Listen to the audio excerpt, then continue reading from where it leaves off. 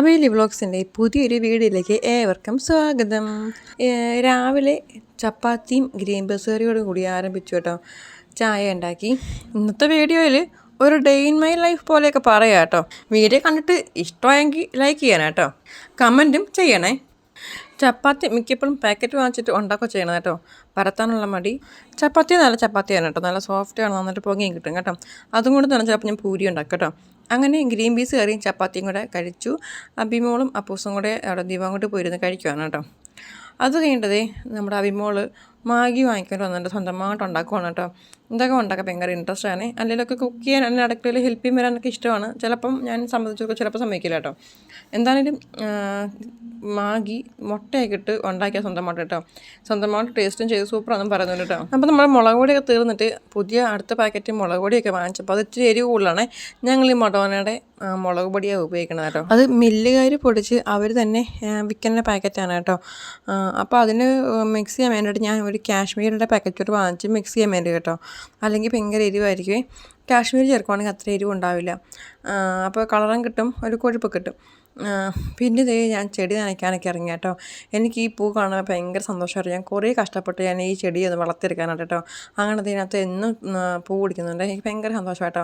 ഈ തെറ്റിപ്പൂവാണെങ്കിലൊക്കെ ഞാൻ DAP ഇട്ട് കൊടുത്തതിന് ശേഷമാണ് അത്രയും പൂക്കളൊക്കെ എനിക്ക് ഉണ്ടായി തുടങ്ങിയത് കേട്ടോ. പിന്നെ ഇത് നമ്മുടെ മല്ലിയിലയും പുതിനയിലയൊക്കെ ഞാൻ വെള്ളത്തിലൊന്നും വെക്കാണ്ട് ഡയറക്റ്റ് ഞാൻ അതിൻ്റെ ഇല മാത്രം മാറ്റിക്കളഞ്ഞിട്ട് അതിൻ്റെ വേരോട് കൂടി ഞാൻ കൊണ്ട് നട്ടതാണ് കേട്ടോ. നട്ടിട്ട് നല്ല ഇത് മാറ്റമുണ്ട് കേട്ടോ. ഒക്കെ പിടിച്ച് കിട്ടി തുടങ്ങിയിട്ടുണ്ടേ.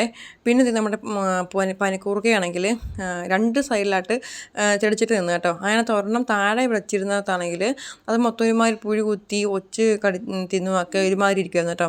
പക്ഷേ പൊക്കത്ത് ഇരുന്ന ഒരു സൈഡിൽ ഇരുന്ന വേറൊരു പനിക്കൂർക്കയാണെങ്കിൽ നല്ല പൂ മാന്തി നല്ല ഭംഗിയായിട്ട് ഷേപ്പിലിരിക്കണം കേട്ടോ.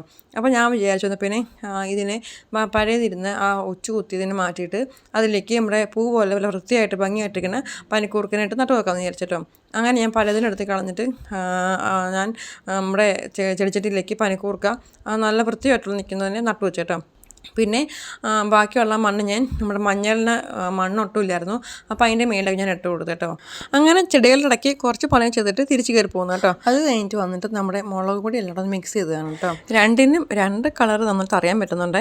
അങ്ങനെ എല്ലാം കൂടെ മിക്സ് ചെയ്തിട്ട് ഞാൻ കുപ്പിയിലാക്കി കേട്ടോ. പിന്നെ വൈകിട്ട് ചായക്ക് പഴംപൊരി ആയിരുന്നു കേട്ടോ. എന്നിട്ട് രാത്രിയിലത്തേക്ക് ചപ്പാത്തിയും മുട്ടക്കറിയാണ് കേട്ടോ. രാത്രിയിലത്തേക്ക് കുക്കിങ്ങിന് കയറിയിരിക്കുന്നത് ചേട്ടയാണ് കേട്ടോ. ചപ്പാത്തിക്ക് പരത്തി വെച്ചിട്ടുണ്ട്, കിഴങ്ങും മുട്ടയും കൂടെ പുഴുങ്ങാനും ഇട്ടിട്ടുണ്ട് കേട്ടോ. അങ്ങനെ നമ്മുടെ ചപ്പാത്തി മുട്ടക്കറിയും റെഡിയായി. അപ്പോൾ വീഡിയോ ഇന്നത്തെ ഇത്രയേ ഉള്ളേ. അപ്പോൾ വീഡിയോ ഇഷ്ടമായിട്ടുണ്ടെങ്കിൽ ലൈക്ക് ചെയ്യാൻ മറക്കല്ല കേട്ടോ. നിങ്ങളുടെ അഭിപ്രായങ്ങൾ കമൻറ്റ് വഴി അറിയിക്കുകയും ചെയ്യണേ. ആദ്യമായിട്ട് കാണുന്നുണ്ടെങ്കിൽ സബ്സ്ക്രൈബ് ചെയ്ത് സപ്പോർട്ട് ചെയ്യണം കേട്ടോ.